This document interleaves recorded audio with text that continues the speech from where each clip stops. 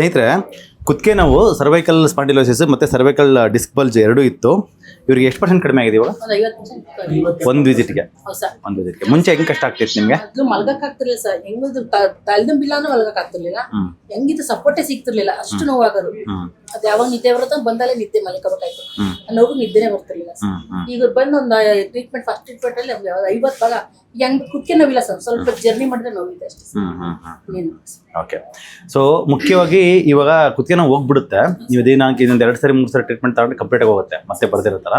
ಇವಾಗ diabetes reverse ಮೇಲೆ focus ಮಾಡೋಣ. ನೀವು ಕೇಳಿದ್ರಿ, ನಾನು ಸಿರಿಧಾನ್ಯ ತಿಂತಾ ಇದ್ದೀನಿ, ಮತ್ತೆ ಸಿರಿಧಾನ್ಯ ಮತ್ತೆ ರಾಗಿ ಎಲ್ಲ ಹಿಟ್ಟು ಮಾಡ್ಕೊಂಡು ಮಿಕ್ಸ್ ಮಾಡ್ಕೊಂಡು ಅದೆಲ್ಲ ಮುದ್ದೆ ಮಾಡ್ಕೊಂಡು ತಿಂತೀನಿ ದಿನಕ್ಕೆ 2 ಸರಿ ಅಂತ.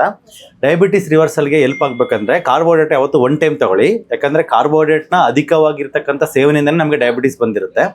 ಸೊ ಮುಖ್ಯವಾಗಿ ಡಯಾಬಿಟಿಸ್ನ ಕಾರಣ ಆಗೋದಕ್ಕೆ ರೀಸನ್ ಬಂದೆ ಈ ರಿಫೈನ್ಡ್ ಶುಗರು, ರಿಫೈನ್ಡ್ ಕಾರ್ಬ್ಸು ಮತ್ತು ರಿಫೈನ್ಡ್ ಆಯಿಲ್ಸ್ ಇವೇನೆ.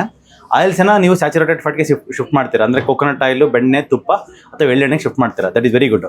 ಬಟ್ ಈ ಕಾರ್ಬೋಹೈಡ್ರೇಟ್ನ ನಾವು ತಿನ್ನೋದನ್ನು ಬಿಡೋದೇ ಇಲ್ಲ. ಸೊ ಹಂಗಾಗಿ ದಿನಕ್ಕೆ 1 ಟೈಮಿಗೆ ಕಾರ್ಬೋಹೈಡ್ರೇಟ್ ಶಿಫ್ಟ್ ಆಗಿ, ಅಂದರೆ ಮಧ್ಯಾಹ್ನಕ್ಕೆ 1 ಟೈಮು ಮುದ್ದೆ, ರೊಟ್ಟಿ, ಅನ್ನ ಏನೇ ಆದರೂ ಮಧ್ಯಾಹ್ನಕ್ಕೆ ಅಷ್ಟೇ. ಬೆಳಿಗ್ಗೆ 3 ಜ್ಯೂಸ್ಗಳು, ಸ್ವಲ್ಪ ಹೆಸರುಕಾಳು, ಕಡಲೆಕಾಳು ಪಲ್ಯ ಥರ ಮಾಡ್ಕೊಂಡ್ಬಿಟ್ಟು, ಬೂದುಗುಂಬಳಕಾಯಿ, ನಲ್ಲಿಕಾಯಿ, ಕೊತ್ತಂಬರಿ ಸೊಪ್ಪು ಅಷ್ಟೇ. ಆ 3 ಜ್ಯೂಸಲ್ಲಿ 3 ತಗೊಳ್ಳಿ, 300 ml. ಅದಕ್ಕೆ ಹೊಟ್ಟೆ ತುಂಬಿಡುತ್ತೆ. ಸ್ವಲ್ಪ ಹೆಸರುಕಾಳು, ಕಡಲೆಕಾಳು ಪಲ್ಯ ಥರ, ಒಂಥರ ಕೋಸಂಬರಿ ಥರ ಕಾಳು ಪಲ್ಯ ಥರ ಮಾಡ್ಕೊಂಡ್ಬಿಟ್ಟು ತಿನ್ನಿ. ಇಲ್ಲ ಮೊಳಕೆ ಬಂದಿರೋದು ಹಂಗೆ ತಿನ್ಬೋದು. ಒಂದು 12 ಗಂಟೆವರೆಗೂ ಮೇಂಟೈನ್ ಆಗುತ್ತೆ. 12 ಗಂಟೆಗೆ ಒಂದೇ ಸರಿ ಊಟ ಮಾಡಿ.